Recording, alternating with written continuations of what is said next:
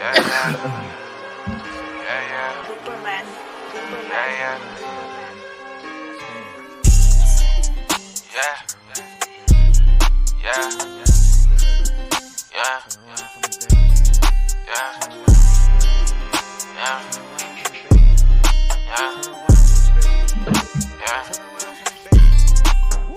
should spin around my way like the haters. Girl, you slay. Girl, you slay. Girl, you slay. Girl, you slay. Girl, you slay. Girl, you slay. Girl, you slay. Girl, you slay. Girl, you slay. Go ahead, spin around. Let's go. Let's go. Are you ready? Bitch, you back? Wanna touch, wanna fuck, spin my way, love that ass. See you, girl. Take my cash, take my love, take my cash, take my love, accept my past. You should spin whoa, my way. whoa. All right, y'all. We here. We out here. We live. We back. Let's go. We here. We are live. We are back. It's the 2-for-1 show, man. It's your boy TPJ. The NBA season has come to a conclusion. Cheers to the NBA season coming to a conclusion, man. For the past 6 NBA seasons, my life has been a living hell during the NBA season because I got to know what I'm talking about when I get on here to talk shit with y'all. But I also love watching the games. I'm a dad now. I wasn't a dad when we first started the show. I'm also still working, still covering the game. So it's always an occasion when I get the opportunity to cover the NBA. So it's a blessing that we here. We are headed into our 6th playoff. Our fourth playoffs as Clippers reporters. So it's going to be very, very interesting. The first year that I covered them during the playoffs, they covered basically, like it was pretty amazing, like to cover that experience. I'm sorry, not they covered. I was going to say they played. They played the Warriors, and that was the Steph, KD, Draymond, Klay Thompson Warriors. So I got a chance to see that. Got a chance to see them lose in the conference finals versus the Bucks. I was one of the few, like probably 100 reporters to 1,000, not 100, but like 1,000 reporters in the world to have covered an NBA game during the pandemic. I covered multiple games, including the game when Luka and them beat the Clippers by 55. So it's been a very, very cool experience. I got a good show for y'all today. We just going to actually talk about the NBA, the play-in game, what we foresee happening, who we foresee playing who, how I feel. I'm going to talk my NBA awards at the end, and we're going to have some fun. But to open this off, I'm sorry, we gotta go there. We gotta open this shit off with Rudy Gobert and his punching of his own teammate Kyle Anderson. Let's see. Can I find the play? Okay, there we go. Let's go. Let's get right on into it, baby. Rudy Gobert punched the G. He stuck Kyle Anderson ass. Any of you NBA? No, matter of fact, fuck it. Rudy, Draymond want to call you soft. They want to call you soft. Any of you lame ass, weak ass NBA players out there think you can fuck with Rudy Gobert? Guess what? Think again. Think again if you ever want to call that man a bitch. He gonna be at your front door with 4 Frenchmen ready to destroy you. Don't you ever in your motherfucking life think you can call Rudy Gobert a bitch and he ain't gonna do nothing about it. He gonna stick you in your motherfucking chest. You better recognize who you dealing with. You're not dealing with when you deal with Rudy Gobert, you're not dealing with a regular individual. He will stick your ass in your motherfucking chest. Who you think you talking to like that, boy? I'm from France. You think this is a game? You think it's a game? You think we sit around all day eat motherfucking bread and shit and crumpets and shit? French fries and shit. I'm Rudy motherfucking Gobert. You better keep your motherfucking mouth to your motherfucking self, or guess what? Bitch, you gonna get stuck. Don't you ever in your motherfucking life think you can play with a real French motherfucker like me, boy? I'm sorry I had to translate for Rudy Gobert because they trying my man's way too much.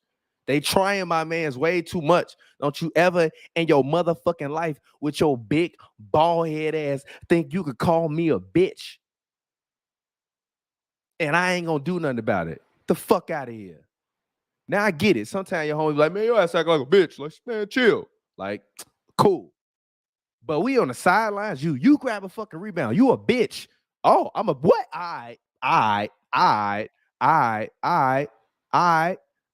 Let's see. Now you remember that. You want to call me a bitch? I'ma serve you some motherfucking French fries with a side of this Eiffel fist, you motherfucker. You think Minnesota cold? Wait till you see France. Don't ever in your life think you can dish.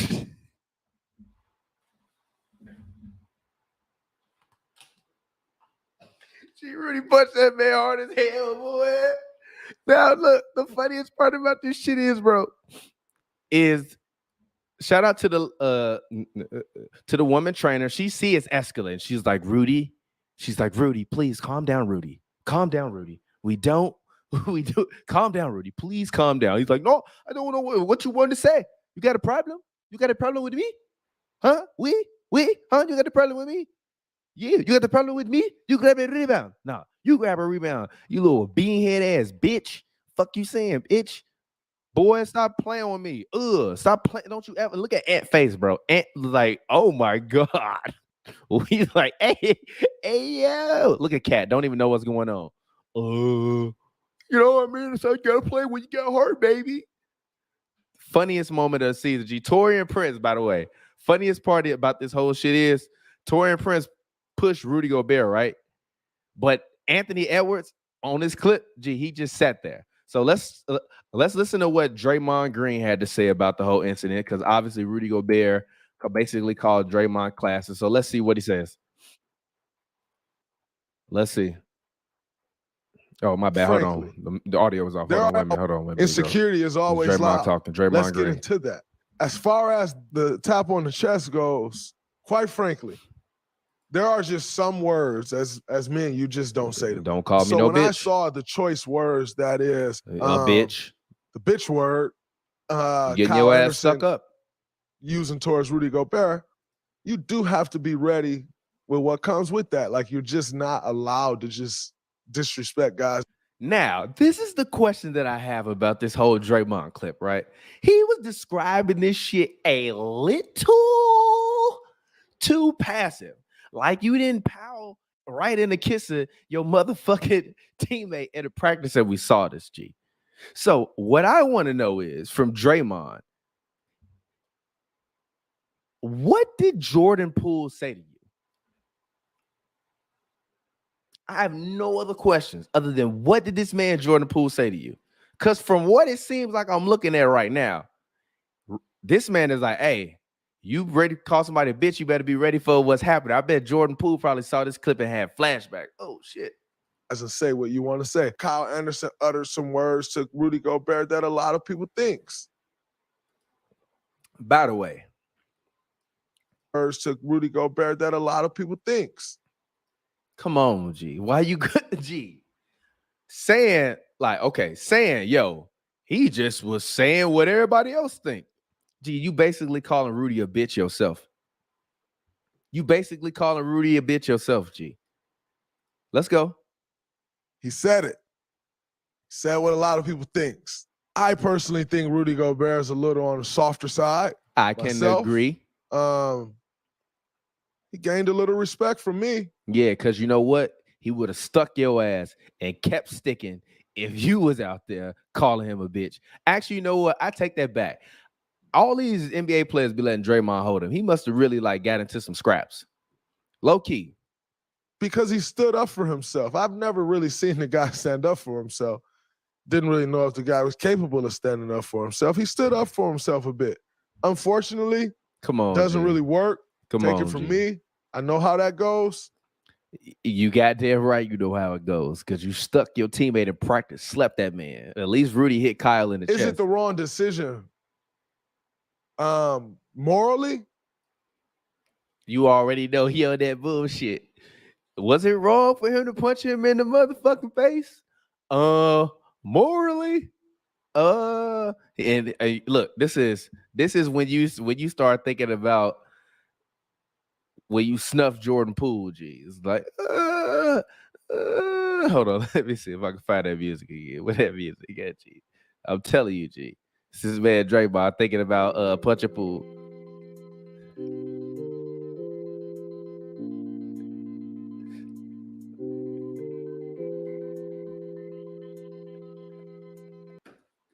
All right. Anyways. That's for you to decide. It depends on what your morals are. But in a team setting, you're playing with a team. It's the wrong decision. Thank you, wise fucking Draymond. Thank you. And by the way, where the fuck is Jaden McDaniels at? Jaden McDaniels, you get the You Do Good Dope Award of the show, G. You get the You Do Good fucking Dope Award of the show, G. This man punched his hand. Look, bow. End of the regular season game. Broke his goddamn hand, G. How fucking ridiculous. Gee, the last day of this, even fucking Bones Highland. Bones Highland. Let me see. Bones Highland. Bones. Let me see. Let me see if I can find it. Even Bones Highland, G.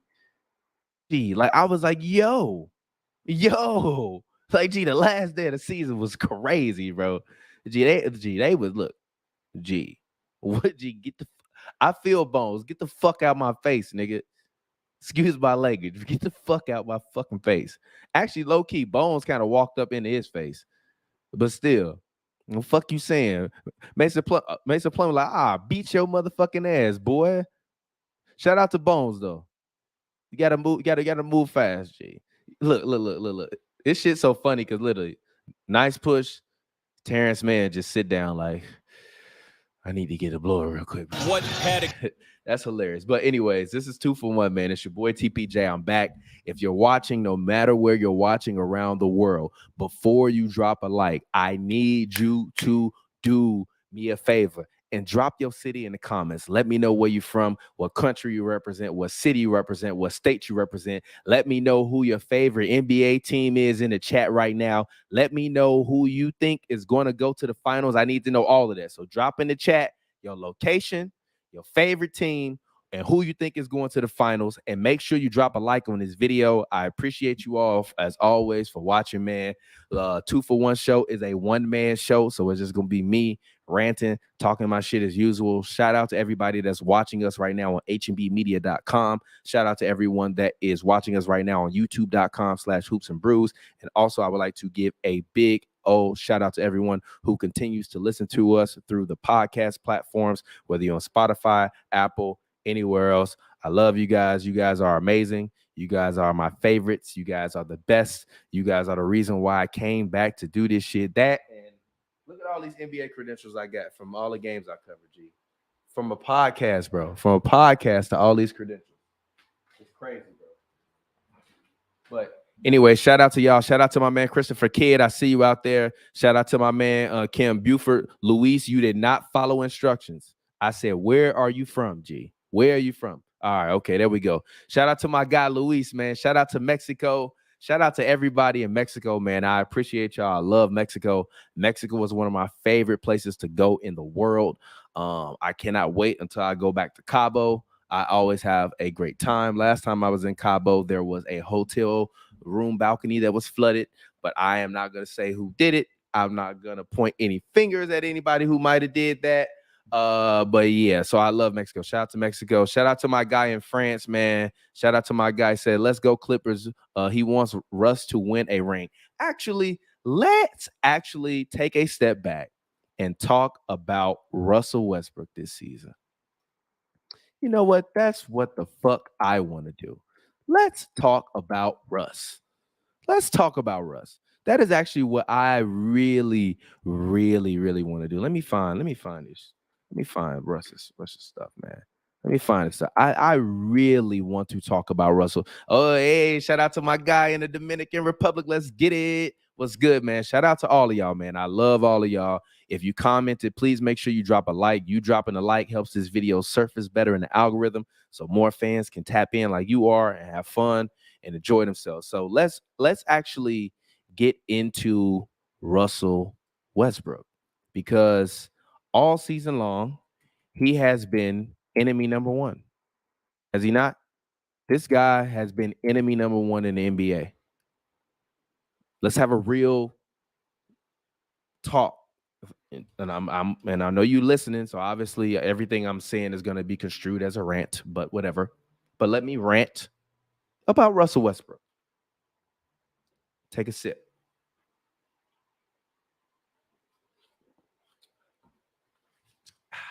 Let's go.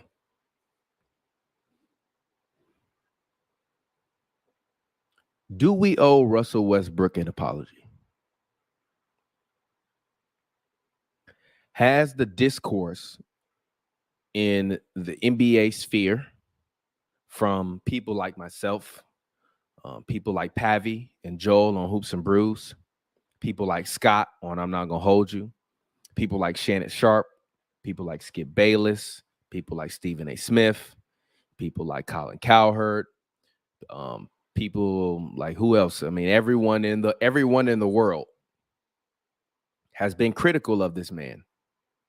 Let's just be honest. If we having a real candid conversation about Russell Westbrook,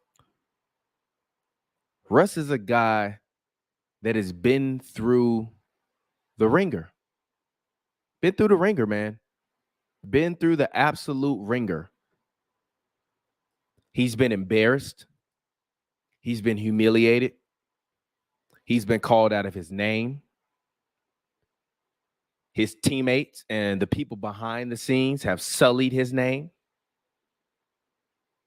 He's been misused, because when you actually, and it's so crazy, I feel like I'm getting deja vu right now. I swear to God, I feel like I'm getting deja vu right now. And I've never had this conversation before, but maybe I have in another alternate reality. But if you look at a player like Russell Westbrook, right, and you look at a guy like Steph Curry, let's just be honest. Let's just be 100. Let's be 100% honest. If we talk about who were the two best point guards drafted post when the Russ started playing 09, post 2008, 2009, Russell Westbrook and Steph Curry are 1 and 2, and there is no comparison to anyone else. There is no one else that is close. There is no one else that is in the range. There is no one else that is as good as him. There is no one else that has won an MVP, that is a point guard that is playing basketball in the National Basketball Association today. Period.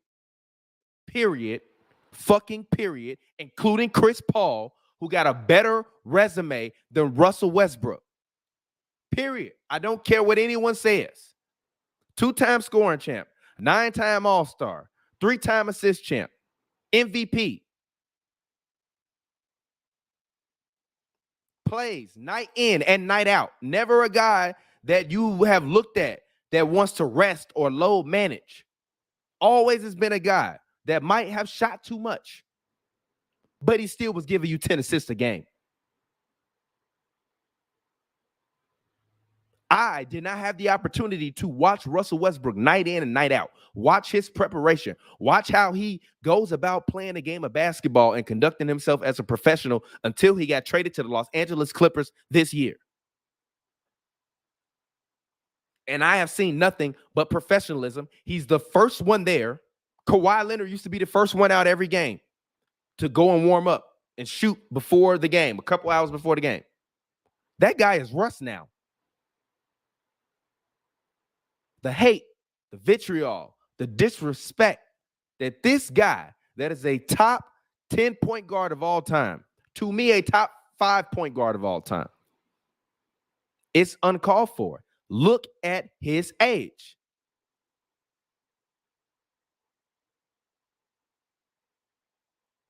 Look at his age. There are a lot of NBA greats who have not played past the age of 34 years old.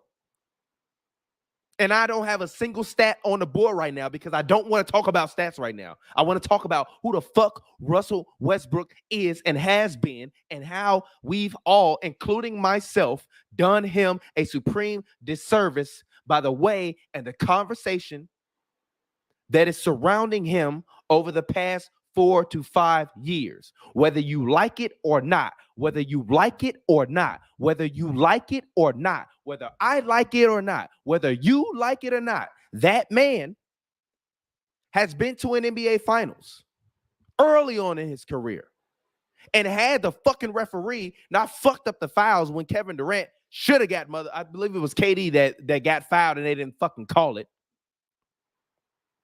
The Oklahoma City Thunder would have won a championship instead of LeBron James and the Miami Heat. So at a certain point, I had to ask myself, what side of this shit am I on? Am I anti-Russ? If I'm anti-Russ, why am I anti-Russ? Why? Because he can't shoot now? He can never fucking shoot. Now, I will say this. I was at the Clippers game, Clippers-Lakers, and I was sitting next to Pavy of Hoops and Brews, which airs every couple weeks on HNBmedia.com. And I was like, yo, Russ, I was watching Russ OKC versus San Antonio conference finals highlights. And his jumper, the arc on it was just it was beautiful. Beautiful arc on the ball. If you look at his shots now, a lot of them are more line drives. I'm like, yo, Russ is better than Isaiah Thomas. Russ is better than John Stockton. Get the fuck out of here. Russ is better than Jason Kidd. None of those fucking guys won an MVP. And this is no disrespect to you, Fred, but none of those fucking guys won an MVP. None of those guys won an MVP. None of those guys averaged a triple-double. If Jason Kidd is the prototype, Russ is the 5.0. No, it's not close. It's not close. What happened when they lost 3-1? Kevin fucking Durant was the best player on the team. It's like us blaming Russ for the reason why the Lakers don't work. The reason why the Lakers didn't work was because you got a player that didn't work in the system and that would never work in the system with LeBron James. As I talked about on the last 2-for-1 episode, when I covered Lakers Clippers last Wednesday, when I was in the building, when I was covering it, you can go and you can get on this motherfucking channel, HNBmedia.com. You can see me there on the fucking sidelines before the game, watch him shoot around. And D'Angelo Russell practiced the majority of his shots from the left or the right hash to the corner. And he took corner three after corner three after corner three after corner three. Russell Westbrook is a career 30% three-point shooter. Why would you think if you stuck a 30% three-point shooter in a fucking corner that he gonna fucking make the majority of his shots when he been shooting fucking 30% for his whole fucking career? At a certain point in time, let's actually use our fucking brains here, G. I don't want to hear that shit. I don't want to hear about that back-to-back ring shit. Get the fuck out of here. You put Russ on that fucking Pistons team, and you put MVP Russell Westbrook on the Pistons team. It's no fucking competition. And he gonna be out there getting 10 rebounds versus the motherfuckers in the 90s. Stop. At a certain point, we gotta stop being disrespectful to Russ. Now, let's go ahead and actually bring up the numbers now. Hold on, wait a minute. Sorry. But come on, man. This man, we gotta stop. We gotta put some respect. 2-time All-Star MVP, 2-time scoring champ, top 75 player of all time. You look at his career numbers. His numbers are down. But he was doing all of this when he was the number 1 or number 2 option. This he can never shoot. Let's look at the numbers. Dead ass. What's his field goal percentage? 3-point percentage. Let's read them off. 27%, 22%, 33%, 31.6% from the three-point line, 32.3% from the three-point line, 31.8% from the three-point line, 29.9% from the three-point line, 29.6% from the three-point line, 34.3% from the from the three-point line. Career highs was 34.3. That was his career high. That was 8 years ago. 29.8% the next year in 2017, 2018, 29% for 2018, 2019, 25% for 2019, 2020, 31%. I'm sorry, 31.5% in 2020 to 2021 when he's playing in Washington.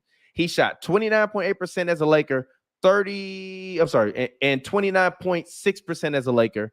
And as a Clipper, he shoot 35% from three in 21 games, and he's taking 3.5 threes a game.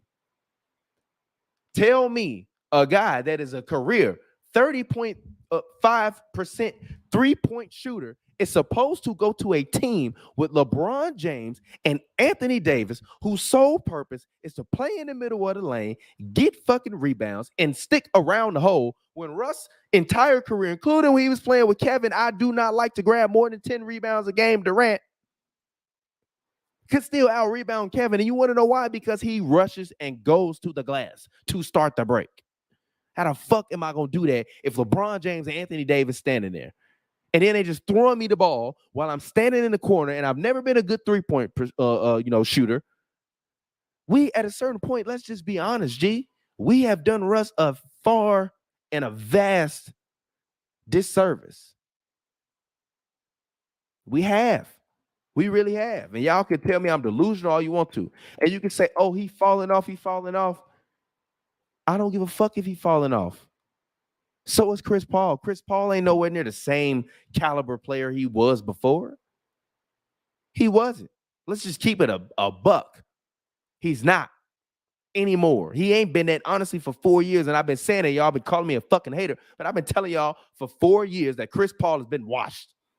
Even if you look at the numbers, Russ really been washed for 2 years. But we also talking about a guy that averaged a triple-double for 3 years in a row. And technically averaged a triple-double 4 seasons. So, yes, everything looks pedestrian. But you telling me the Chicago Bulls couldn't use 15.9 points per game, 7.5 assists, and 5.8 rebounds a game? While Lonzo sit on a bench with his knee inflamed and hurt? Prayers and shout out to Lonzo. At a certain fucking point, we as the media, we as the fans, we as the motherfuckers on Twitter gotta stop. Because even before Russ took off and became a 30-point per game scorer, he was still making all-star teams, averaging just a little bit more, like 5 more points a game than he is now. But he was taking 4 more shots a game. So if you give Russ 4 more shots a game, that's your 20 points a game. Still averaging more assists, more rebounds, 3-point percentage, 33%. Trash. Well, decent. 33% decent. 31%. 32%. Still all-stars. All-star when he was shooting 29% from 3. All-star when he was shooting 29.6% from 3. All-star when he shot 34.3%, which is career high. All-star when he shot 29.8% from 3. All-star when he shot 29% from 3. All-star when he shot 25.8% from 3. He shot 31.1% from 3 this year and 29.8% from 3 last year. What the fuck made the Los Angeles Lakers think that they were going to be able to stick him into a corner and it was just going to be fucking gravy and butter biscuits? What the fuck is wrong with you? So we fucked up and we disrespected Russ. So I hope that Russ does every single motherfucking thing he can in his power to continue to play the way he's been playing since he's been a Los Angeles Clipper, which is in large part highly mistake-free basketball. And when he's hot, he's arguably the best player on the floor when he's hot. And yeah, I know he's on the floor with Kawhi Leonard and Paul George, but he's arguably the best player on the floor when he is hot. Because when he's hot, he can get you 10 points, 4 rebounds, and 4 assists in 10 minutes. And you like, what the, you literally, you be at fucking crypto.com arena looking up at the board like, damn, Russ got 10, 4, and 4 already? How? But he hustled to the ball. He rebounds. He gets the big man open shots. He plays great in the pick and roll.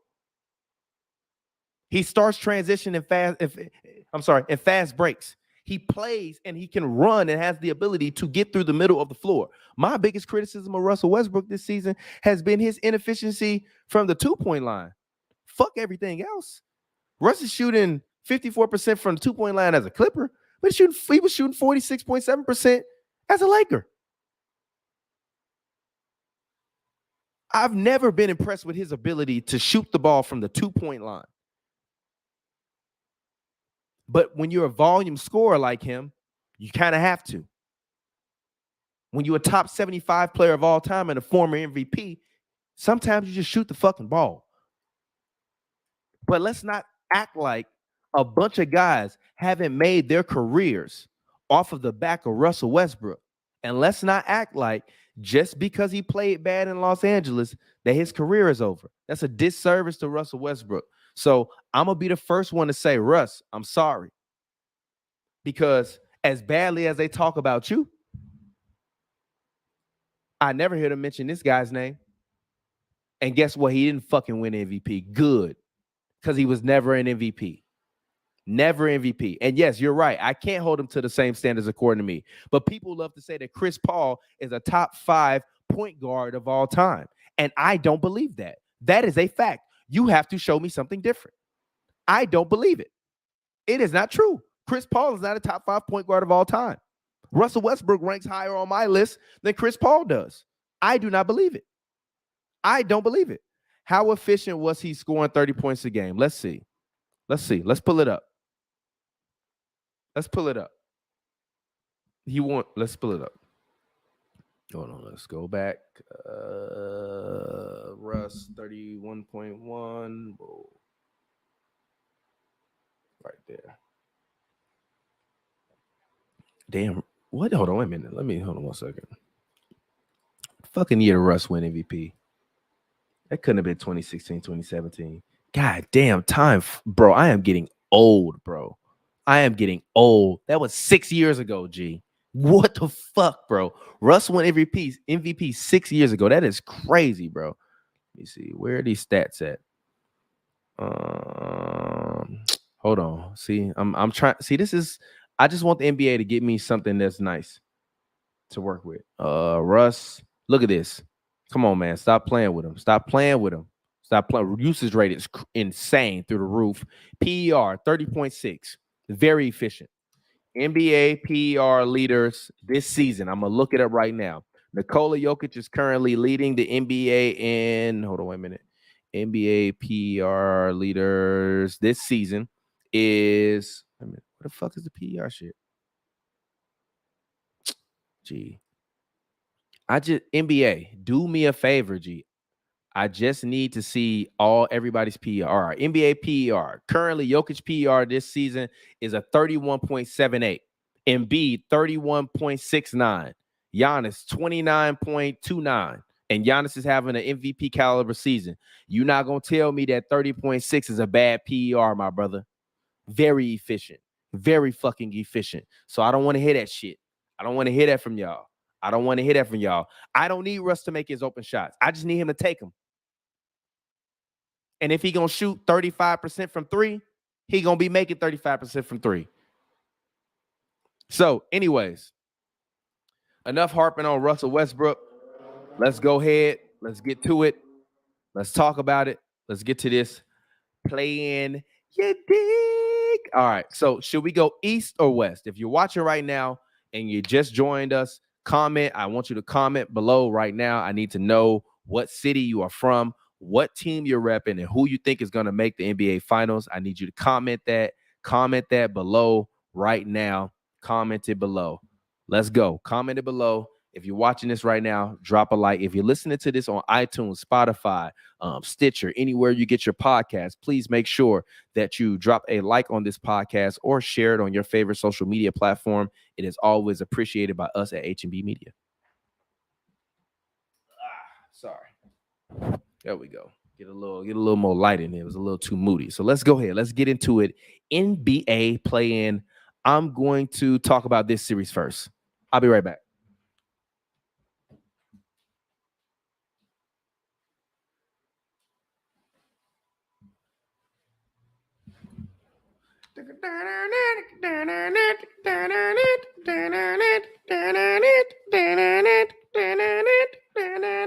Yes, sir.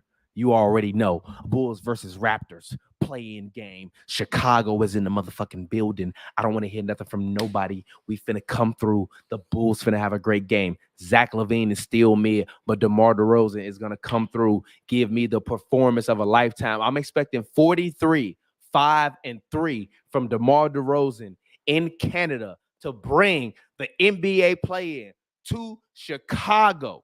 Actually, they're not even going to come to Chicago. They're going to wind up going to Miami. Fine, whatever. I don't care.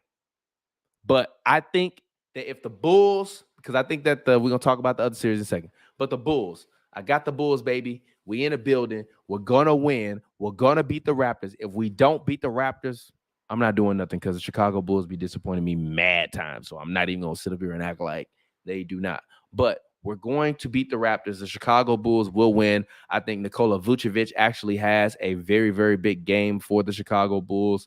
And I am going to make my X factor of the game Patrick Williams. Even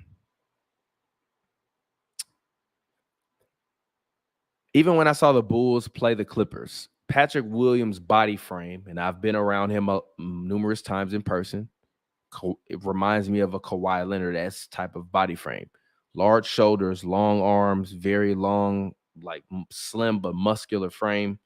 To me, I think Patrick Williams has to take it upon himself to, I don't know. I sometimes question if he believes that he can be as great as I think he can be. And I think he could be as good as I think he could be a power forward version of Scotty Barnes. And I think Scotty Barnes is that good. I think Scotty Barnes will be an all-star in the next 2 years once they get all of them people that are holding the ball out of Toronto. But when I look at a guy like a Patrick Williams, he has all of the tools and the physical tools in his toolkit. But will you go out there and play like you want it? So Patrick Williams, my challenge to you is in this Raptors game, in the playing game, I just want some spirit, some heart. I want you to look. I want it to feel and look when I'm watching you on my television screen like you want to die for this game. And I think if Patrick Williams can capture that spirit and excite me enough, with like, yo, this man giving his everything to this. I think the Bulls' ceiling is getting swept by the Bucks, but I do think that they can make these next two playing games exciting and sneak their way into the 8th seed. I think they have no chance in hell if they make it to the first, or if they play the Bucks or the Celtics. They're not going to win a game, I don't think, versus either the Bucks or the Celtics. But I think they can at least make the play-in tournament fun. So, Chicago Bulls, I'm taking them to beat the Raptors 123-115. And I think unexpectedly Fred VanVleet has a big game, but it proves to not be enough for them in crunch time. And I think that they, win that game. And I think they go on to play the next matchup we have right here is the Miami Heat versus the Atlanta Hawks. I don't really know how to feel about this. Like the Hawks, they fired Nate McMillan and brought in Quinn Snyder. They've played marginally better to me. I just think Nate lost the locker room because I think Trae Young is a little temperamental. And when you're a temperamental, egotistical superstar, sometimes fuck the coach. Get him the fuck out of here. I don't want to see his face no more. And sometimes, guess what they do? They get him the fuck up out of here. So my question is to everyone else, I've been saying this about Luka Doncic. I've been disappointed in Luka Doncic, but honestly, I've been disappointed in Trae Young. I've been really disappointed in Trae Young. Like, to me, this Hawks team should have, at the minimum, been a team that is at least, that is at least, when you look at it, the Hawks should at least be in the 5th seed. Like, they have the tools, they have DeJounte, they have Trae. It should have been the 5th seed if we just keeping it a buck instead of literally finishing the season at 500. So I am disappointed in Trey. People love to shit on Luka, but theoretically, the Hawks could lose 2 games and miss the playoffs also. That's how slippery of a slope it is. Because even if you think about it, like right around All-Star break, the Dallas Mavericks were the 3rd seed in the West. So, I mean, you kind of see what happens, and you see what the fuck be going on. So you got to keep your head up and stay woke. So I hope that Trae Young is able to keep his head up and not get too arrogant in Miami, and do what he needs to do, which is handle business. And I think that they should win the game versus Miami. I'm taking the Hawks to win 108-103. And I think Trae Young will have one of the best games of his career. And I think he needs to. I think he has to continue to solidify that he belongs. Because, this season I felt like he didn't solidify that he belongs. To me, he solidified that he is a guy that can continue to put up numbers. But if you can put up numbers and not affect winning, they're going to give those all-star nods and that stuff more times than not. Did Trae even make the All-Star team? Let me see. I don't know. I don't think he made the All-Star team. Did he make the All-Star team this year? I don't know. Yeah, he didn't make the All-Star team this year. But that's indicative of him. You have to go out and be better. Your team can't struggle. You have to be better. Like, if you look at this is Trae Young's. Yeah, I mean, like, I'm going to be honest with you. Even when he averaged 25 and even when he averaged even when he averaged 25 in 2021, he still shot the ball better from the field. He played less minutes. He same free throw percentage, less assists, but he grabbed more rebounds than he did that year. I'm just saying, like, I think this is arguably the 4th worst year of Trae Young's career. So to me, you gotta man up. And if you want that shit, go get it. Like, go get it. Like, even, don't get me wrong, they're not gonna beat the Celtics. They're gonna lose to the Celtics probably in 5 games in the series if they get to this 7th seed that the Miami Heat have. But let's just be honest about it, man. Tomorrow's gonna be a bloodbath, and we'll see. All I can say is we'll see. So let's go ahead. Let's get back to it. Let's actually talk Western Conference play-in. We're going to talk OKC Thunder versus the New Orleans Pelicans. Now, this series is a series that is very, very interesting to me.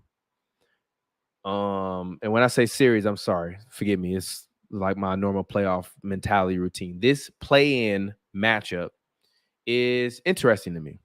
And the reason why the Pelicans versus the Thunder matchup is interesting to me is because I believe that either one of these teams has the ability to beat the Lakers and or the Timberwolves in a second play-in game. Rudy Gobert will not be playing for the Timberwolves versus the Lakers on Tuesday. He is out. He is listed officially as out. The team they left him behind and basically, I guess, suspended him for the game for sticking Kyle Anderson fool ass in the chest for calling him a bitch. So I think that, the Lakers haven't really scouted this Minnesota Timberwolves team without Rudy Gobert or without Jaden McDaniels. So the Timberwolves could very well come out, get hot, make a bunch of shots, and then the Lakers get down and they're not able to quite climb back into the game. But I do think that this matchup for the Pelicans and the Thunder is a key matchup because if you're the Thunder, I don't really think you care too much about where you end up in the draft. You've had time to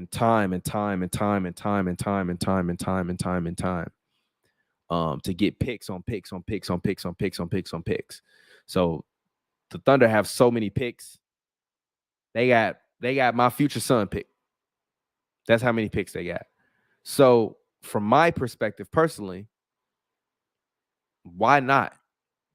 Like, I know that's Russ saying, but why not beat the Pelicans in New Orleans? And then if we play the Lakers or the Timberwolves, go there and beat them.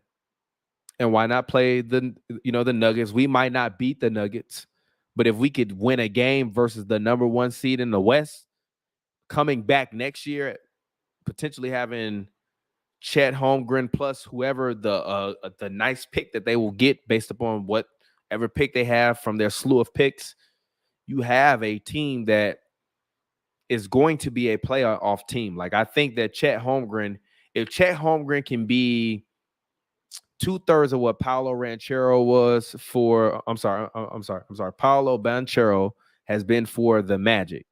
And Paolo Banchero, I think, has had a better rookie season than LeBron, but we're not going to talk about that. We'll talk about that on another day. But if Chet Holmgren can come in next year, he's had a chance to watch the game. Everybody said he's gained muscle. I haven't seen it. He just looks the same, but with a beard. But whatever, that's y'all opinion. I'm not going to argue with that. But if Chet can come in next year and give them, like, I don't know, 15 points a game, 8 rebounds, 3 assists, and like 2 blocks a game or a block and a half a game, that lineup is going to be crazy, especially with Jalen Williams playing the way that he's playing.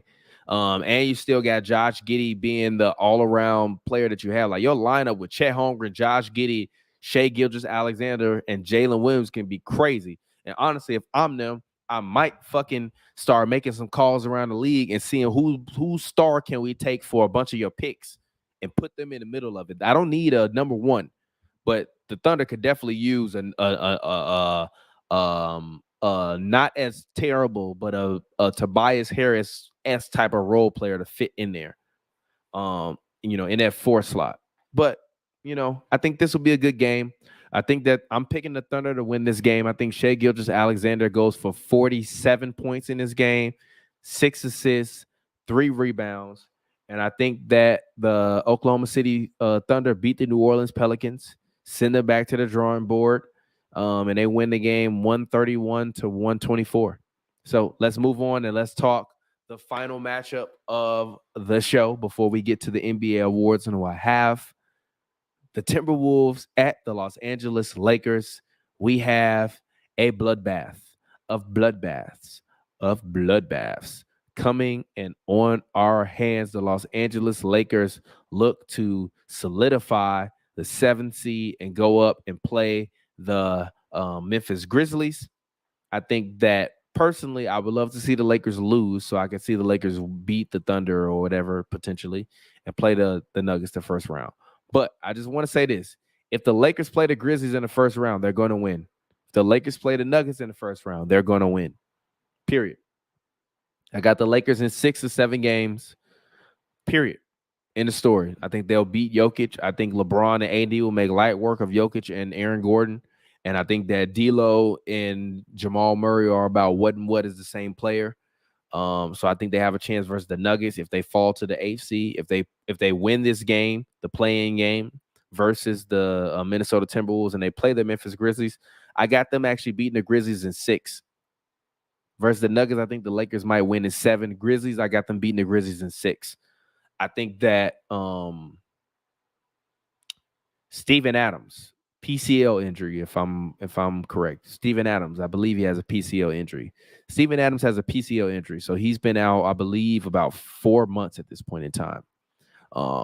He is the only reason why I would have picked the Memphis Grizzlies over the LA Lakers. Because what Steven Adams does and what he brings and what he provides is rebounding. He provides grit and toughness, and he also provides great, hard brick wall screens. I don't know if Jaren Jackson is cut like that. I don't know if Ja Morant is cut like that. I think Desmond Bane is a nice player. He's a great tertiary option, 3-4 option. But I just don't have faith in them. So I think that the Lakers are going to win this game, even though I don't want them to win this game. But I think the Lakers will win this game 113-101, actually. I think this will be a fairly uncompetitive game unless the Timberwolves come out and start making a bunch of threes early. If you want to beat the Lakers, you have to make threes early, and you have to rebound and keep pace with them. But I will say this. If Anthony Edwards steps up and plays the way that I think he can, he will give us a generational performance. He will give us a generational performance. Genuinely. I think Anthony Edwards could drop 50 in Staples. I ain't calling it crypto, but I got Coach Chris on the line. Got our first caller, and guess what's good, bro? How you doing today? Yo, what's cracking, man? What's Love up? the pod. Thank you. Welcome to the 2-for-1 show. How you feeling today? Good, man. It's good to see you back out of retirement, man. I was scared. It's fine. I just retired from Hoops and Brews. I had to come back and do some other stuff on my own. Pavi and Joel got it. If you're listening or you're watching, make sure you tune in to Hoops and Brews. Airs monthly on HNBmedia.com. Make sure you go check that out. But how you feeling today, man? What you want to talk about today? I want to talk about. I was probably too late, but no, it's fine. It's fine. I pretty much wrapped up my play-in preview, so we can talk about whatever you want to. Yeah, I guess it's just this is the final like aftertaste of the Rudy Gobert experiment and just how they kind of got finessed. Minnesota got finessed with giving up a bunch of picks and some personnel, and now they're not even gonna play with him in a must-win game. It just says a lot. Let me see. Hold on 1 second. I want to see how many games they won last year. Give me 1 second. Let me see. Because did they win more games last year? I saw a stat. They're winning more games without Gobert right now, Minnesota. Yeah, they technically won 4 more games last year, but also Cat was hurt last year. Yeah, Cat was hurt, but it's like. But Rudy Gobert has the top win shares on the Timberwolves this year. I'm looking at it right now. I just don't see the spacing working out. It was a lot of just yeah. I think the only issue I don't agree with is Gobert's kind of like that. He's like that last traditional center that doesn't really have a strong offensive game, defensive minded, can only like operate in the post. Like he's like the last of a dying breed in the league. So I mean, I'm gonna be honest. I respectfully disagree. But the reason no. But the reason why I respectfully disagree is because Cat got hurt. Cat got hurt, and also there was a clear disconnect on the floor when D'Angelo Russell was on the floor with Anthony Edwards. Anthony Edwards, to me, is like a baby Michael Jordan. You have to feed Michael Jordan. You can't let Steve Kerr dribble the ball up every time down the floor and just get a ball to Mike. Sometimes you just got to get a ball to Mike and get the fuck out the way. And I think too many times D'Lo was like, "No, I'm D'Lo. I can score. Let me get my shot off." And Anthony was like, "Yo, throw me the fucking ball." So I think now with Mike Conley, I think he's going to be in Minnesota probably to stay. They might, even if his deal is up, they'll renew him because he's the perfect point guard for this team. He want to run a pick and roll. He'll shoot an open three, and he'll do his best to try to get Ant the ball. So the only thing that I will say in regards to Rudy is like, I'm not going to solely say that I think this is not going to work, because I think that they've only had what can be the truest form of their team for about 10 days, actually. But if you want to include after the trade deadline for like 2.5 months. So to me, I think we still have to give this at least one more season to see how we feel. But also at the same time, I honestly would trade Cat. Dang, just get rid of Cat. I'm going to be honest with you, because to me, this team is Anthony Edwards' team. It's not Karl Anthony's team anymore. Yeah, I definitely see like if I had to pick who was I gonna build around, I'd probably want to build around Edwards instead of Cat. Cat's a little bit more injury prone. His game's not as complete, both sides. Yeah, like Anthony Edwards wants to play. Yeah, and he said him numerous times, like, my goal is I want to play every game so the fans can see me. But even with Cat being injury prone, it's not even about that. I just think if you lost assets with having Rudy Gobert, I have not seen anything negative with Rudy Gobert on the floor with Anthony Edwards, other than Rudy Gobert losing a lot of his defensive principles since he came to the Timberwolves, and offensive principles, because Rudy was a much better screener in Utah. But I felt like his coach commanded him to screen harder. This season, Rudy has picked up a lot of offensive fouls in games where he's had 2-3 offensive fouls in one game. Just set screens better. So I think Rudy needs to come in next year working on his finishing and trying to finish more around the basket and setting and get back to setting the screens he used to set for Donovan Mitchell. And if you can do that, to me, I would trade Karl Anthony Towns. I would call up a team with some young assets and some picks and say, yo, do you want Karl Anthony Towns? I damn it might call up the fucking Thunder. I was just thinking of Thunder. They got a lot of versatile pieces. If you give me if the Thunder don't wind up getting Chet, or even if they do get Chet, I would say, yo, if you give me Jalen Williams and like 3 picks, I'll give you Cat. And I think the Thunder would do it. Yeah, the Thunder, they'll let that go. They got enough picks coming in. They can kind of just. Yeah, I mean, and you still have Josh Giddey. You still have Shea. So you still have 2 guys that are primary ball handlers on the team that can play with him. And theoretically, you kind of really don't. Like, yeah, you want Chet to play down low, but with his foot injuries, you don't really want him in the post banging with everybody. You would much rather say, hey, Chet, we're going to turn you into more of a Kevin Love stretch 4 type of player.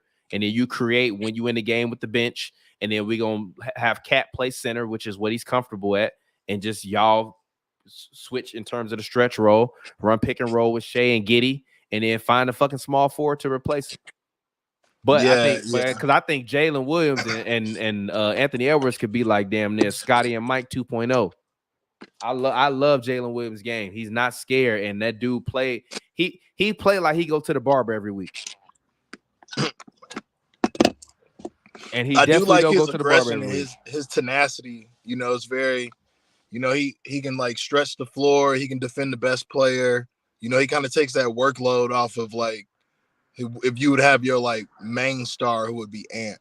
Mm-hmm. Yeah. So why is your name Coach Chris? You a basketball coach for real? Nah.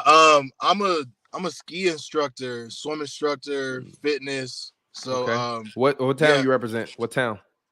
Right now I'm in like Big Sky, Montana. I teach ski lessons in Big Sky, Montana. Bro, you in Montana calling into the show. We worldwide, baby. Yeah, I know. Bro, I done heard you from all around.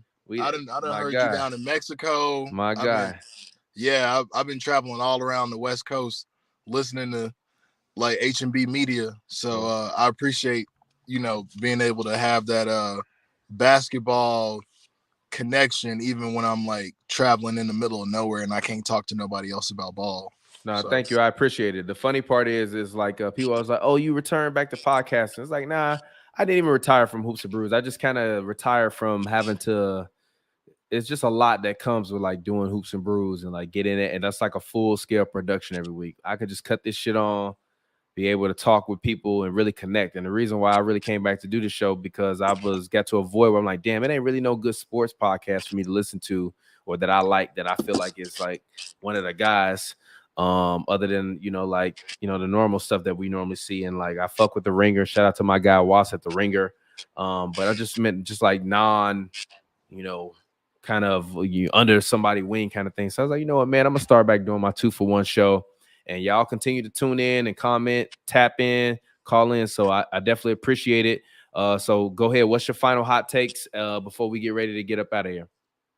My final hot take is you can't win with a ball dominant guard like Luka Doncic, and Dame is not going to get a ring in Portland. Dame will definitely not get a ring in Portland. But okay, so I need you to expound upon it. You can't say what you say about Luka, and then I need some more explanation. Talk to me. It's just the offense becomes like too dependent on one player. Like if he doesn't have a great, like legendary Hall of Fame performance, like it's not a guaranteed win. Like it's too many other factors. The team is too offensively heavy and not necessarily balanced when it comes to like that defensive front court pressure at all. So I mean, you're not really gonna move the needle with Dwight Powell, and then I feel like Christian Wood ain't getting a chance being on the bench. Yeah, I think Christian Wood doesn't get a chance because defensively he's just, there's a lot left to be desired. But let's have a real conversation then, since we're talking about Luka. I don't know if you got another minute or not. But yeah, I got time. All right, so I like that criticism. I like it. The first thing that made me think about was James Harden.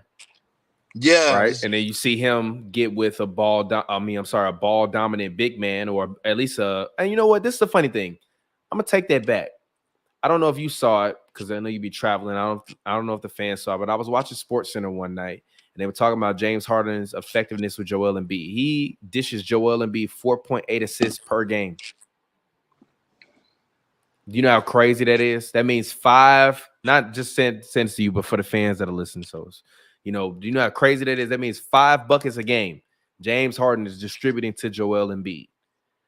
That within itself is incredible because that proves that he is not just a ISO type of player. And I think that's the thing that Luka has to look within himself and realize, like, yo, I could hold the ball all game long. But I think the biggest reason why Luka and Kyrie didn't work was because Kyrie picks up the pace and Luka not used to running. He not used to getting back on that whole team. Yeah, no match. Literally, no match. Literally, covered Kyrie first game as a Maverick. Went viral because of it. Sorry, Kyrie. Did not mean to ruin your first post game as a Maverick. But literally, they run a lot with Kyrie on the floor. When you have a bad defensive team, that just like is a glaring hole because then those guys that are like subpar defenders now can no longer just sit after you run isolation and then you get a long rebound or a short rebound.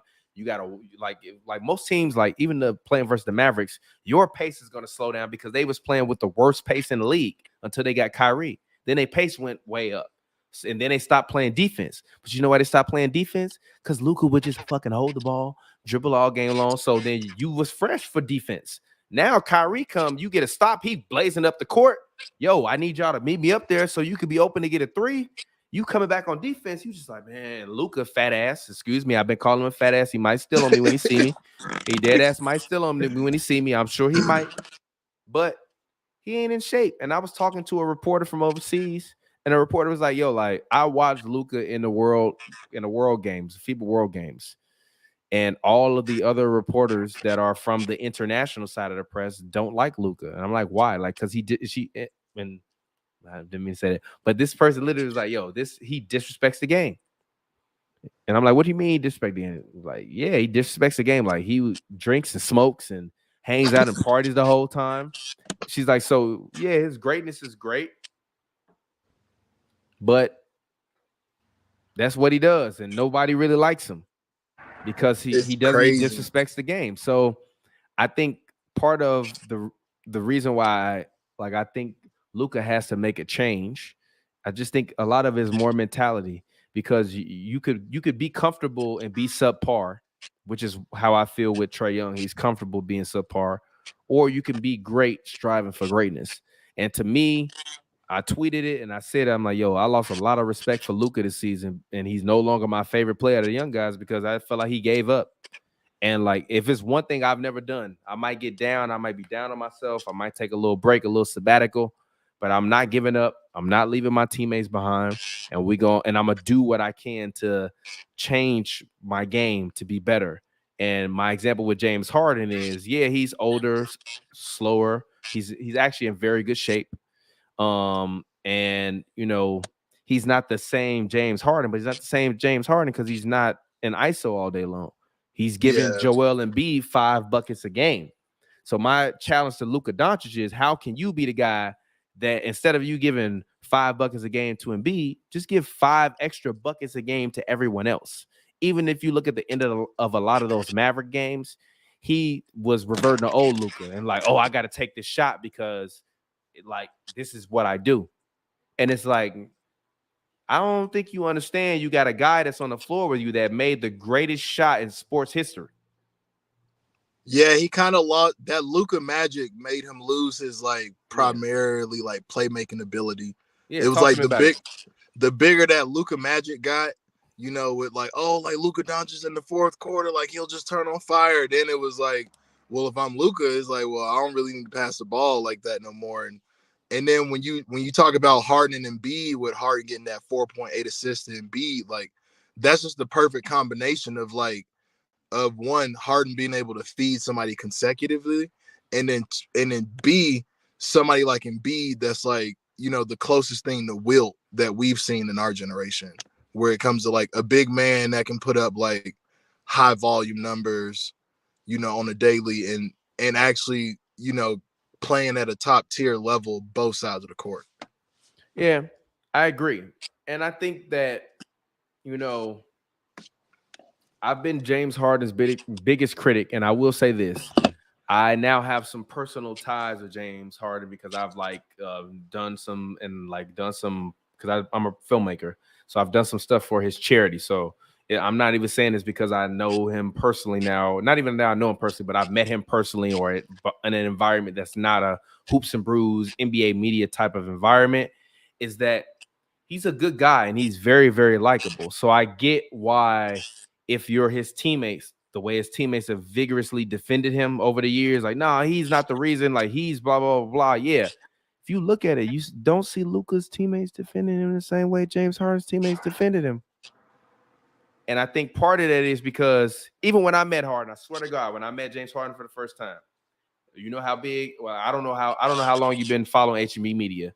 But back when we was MLG highlights as the highlight channel, yeah, back when our I videos was doing 30,000, 50,000 views a day, I would be trashing this man Harden every day.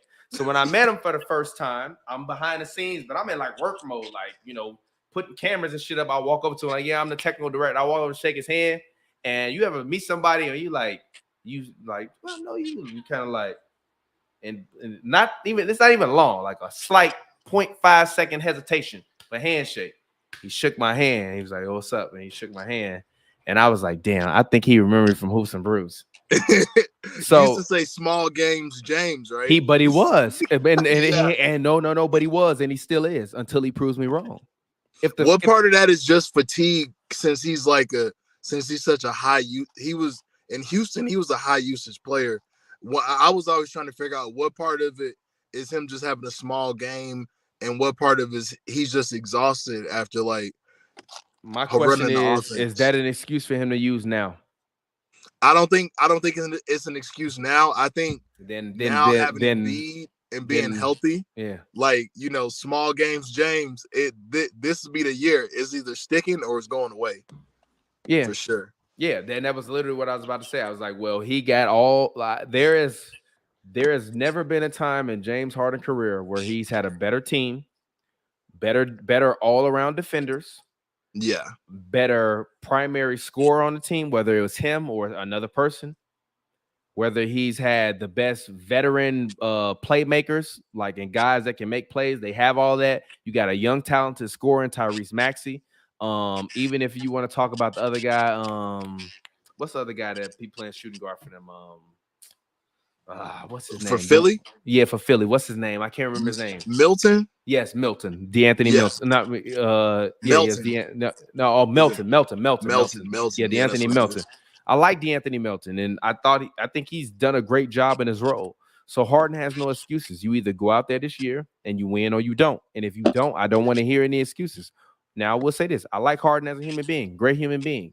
But until you get back to the finals without Kevin Durant and Russell Westbrook, at the end of the day, his accomplished, he's like the T-Mac of the top 30 all-time players. Like, to me, I got T-Mac in my 70 to 75 range. Harden to me is a top 30 NBA player to ever play the game of basketball.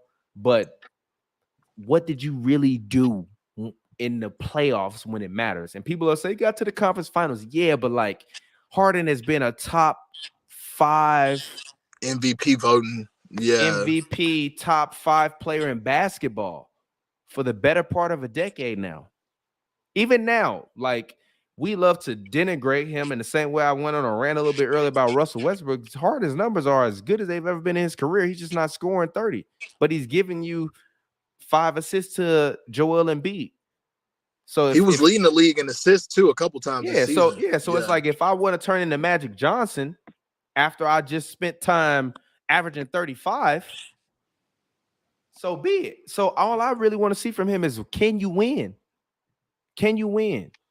That's the only question I have for James Harden. Can you win, or can you, even if he lose the championship, even though Tatum lost the finals and made a fucking mockery of himself last season in the finals, he you ain't made let him it. live that down. He made it though, but he made it. And he made it because he realized that he has another guy on the floor that if he's not better than him, on his best day, he could be as good as him. So let's work in tandem and together. And Harden has realized that with Embiid. But Luka has not realized that with Kyrie Irving and his teammates, and that is why they continue to struggle. So, Coach Chris, I appreciate you. I'm about to get up out of here. Let the people know where they can find you at on the internet. Thank you for calling in. I appreciate it. Talk to them. Let us know. Yo, appreciate having me on the show. You can find me at Muscles on the Move, at Muscles on the Move on Instagram. That's my main one. And yeah, if you want to support the merch, adventureallens.com. I sell a bunch of like hoodies, t-shirts, and stuff like that, ebooks. All right, my guy, Chris, thank you very much. I appreciate you for calling to the 2-for-1 show. Now you'll be able to listen to this podcast and a podcast version if you want to and be like, damn, I was on there. Shout out to you. Thank you for being a part of HNB Media fam. Thank you for contributing with your comments, your patience, your appreciation, and your views. I appreciate it, man. Thank you very much. Yeah, bro, no problem. And thank you, man. You hooked me up with I was writing articles for y'all last year. Oh, my God. Yeah. My guy. By the way, I just want to say, nobody can ever tell me that as a black man, whenever I get some money, I'm always trying to help my black brothers out. So thank you for writing amazing articles. If you all haven't checked those articles out, you can go to Slick Sports. It's Baron Davis's platform. We were running the editorial for it a year ago. Chris dropped some amazing articles. Great writer, inquisitive mind. So make sure you go follow him, support his merch. And I appreciate you, Chris. Thanks, brother. I'll talk to you next time. Take it easy. Peace. All righty, fans. Let's go ahead. Let's get ready to get up out of here. But before we get up out of here, we got to talk MVP, man. Who is TPJ's MVP? I said last week it was Joel Embiid. I said 2 weeks ago it was Giannis. I've been debating on if it's Jokic. Now that we're here, MVP is Joel Embiid. I'll give it to you. Like I truly, I gotta give it to you, brother. Like I thought it was Jokic, and then I think that the NBA discourse and this whole everyone, including Kendrick Perkins, making everything so racial, just made Jokic be like, "Yo, fuck this MVP. I got two of them. I'm one of the top 100 basketball players that play. Fuck this fucking MVP." And he said, "Fuck it." And then B said, "All right, this is my opportunity to seize my moment." And he went in and he did what he needed to do, and he seized his moment. So, I can't do anything but tip my hats to Joel Embiid and say, man, good job and congratulations. And I hope that you actually do win the MVP. If you come up second, it will be a travesty, but I do believe that you were my MVP of the season. As far as let's continue to talk awards, NBA Sixth Man of the Year. Y'all not going to like it, but I'm going to give it to Emmanuel Quickly. People will probably say Malcolm Brogdon, but Knicks fans posted the stats earlier. There's no comparison. Emmanuel Quickly has surpassed Malcolm Brogdon in almost every statistical category off the bench. So I will give it to him. I'm not going to give it to Russ because Russ has started the majority of the season, although it would have been nice for him to have. Had he stayed a Laker and they made the play-in, he might have gotten sixth man. But now I don't think Russ deserves to get that award. Most improved player this year, I'm going to actually give most improved player this year. Hold on, did he win it before? I'm going to actually give most improved player this year to Jalen Brunson. I think without a doubt, he has solidified himself as one of the best players in the NBA. No, I'm not giving it to Norm Powell. I love Norm Powell, but no. I think Jalen Brunson has solidified himself as one of the best players in the NBA, as one of the best young point guards of this generation. Now, he might be a one-time, two-time All-Star, but he will be a guy that my sons and your sons and their sons or their daughters and their daughters will remember as like, yo, he was a good sixth man. And a good, I'm sorry, my bad. Powerful sixth man. Nah, I'm sorry. No, I'm sorry. He confused me because I'm reading comments and talking at the same time. But most improved player, I still got Jalen Brunson. I just think that he has shown me that he played well with Luka Doncic, but can you run a team without a guy that can average a triple-double? I didn't see that last year. I didn't see him pulling that dog out of him. Like, he literally was the reason D Rose never got off the bench. Him and Quickly. They played so well. that D Rose never got off the bench. So Emmanuel Quickly for Sixth Man of the Year, Jalen Brunson for Most Improved Player, Defensive Player of the Year. I'm going to give it to Jaren Jackson, but that's just off of like stats and like, yeah, I feel you. All NBA first team, Joel Embiid, Giannis Antetokounmpo, and I have who's been the best point guard this year? Tatum, it will be my forward, and I have Steph Curry, and I think this might be his last All NBA team. And for my shooting guard, let's see. I don't know.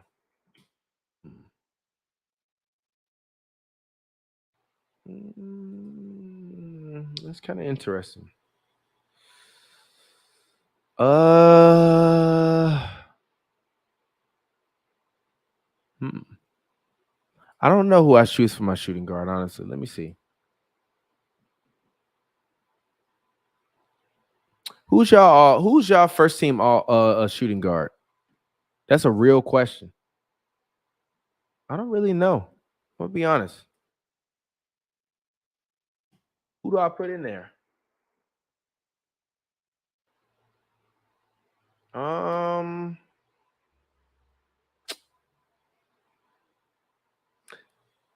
Man, if we keeping it a bean, it's got to be Luka. It's got to be Luka because he's a point guard. So Steph Curry, Luka Doncic, Jason Tatum, Joel Embiid, Giannis Antetokounmpo, my first team. My second team, I'm going to go with Joel Embiid. I'm going to go Dame Lillard. I'm going to go Shai Gilgeous-Alexander. I'm going to go Julius Randle. And for my third small forward, I'm going to go Kevin Durant. Third team, I'm going to go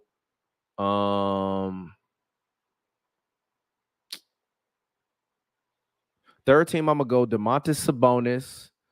I'm going to go Anthony Davis. I'm going to go LeBron James. I'm going to go Kawhi Leonard over LeBron James. Kawhi Leonard. And then for point guard and shooting guard, I'm going to go with Donovan Mitchell and Jaylen Brown. And that's it, man. So anyways, shout out to the fans. I appreciate y'all. I don't think D-Mitch is first team, but it's your boy Speaker. I appreciate y'all. This is my new song, my new album, drops June 17th. It's called Spin, featuring Hood, Buddha, and Pavi. Let's get up out of here. About to go hang, drink. I'll get up with y'all later. Yeah.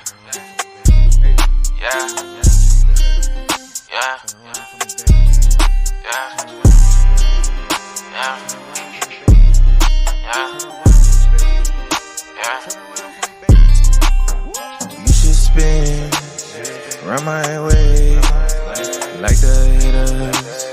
Girl, you slay. Girl, you slay. Girl, you slay. Girl, you slay. Girl, you slay. Girl, you slay. Girl, you slay. Girl, you slay. Girl, you slay. Go ahead, spin around, drop that ass, hit the ground. You so fly, see you I wanna touch, wanna fuck, spin my way, love that ass. See you girl, take my cash, take my love, take my cash, take my love, accept my past. You should spin around my way like the haters. Girl, you slay. Girl, you slay. Girl, you slay. Girl, you slay. Girl, you slay. Go and slay. Girl, you slay. Girl, you slay. Girl, you slay. Head down the road day, yo. Add up to your collection.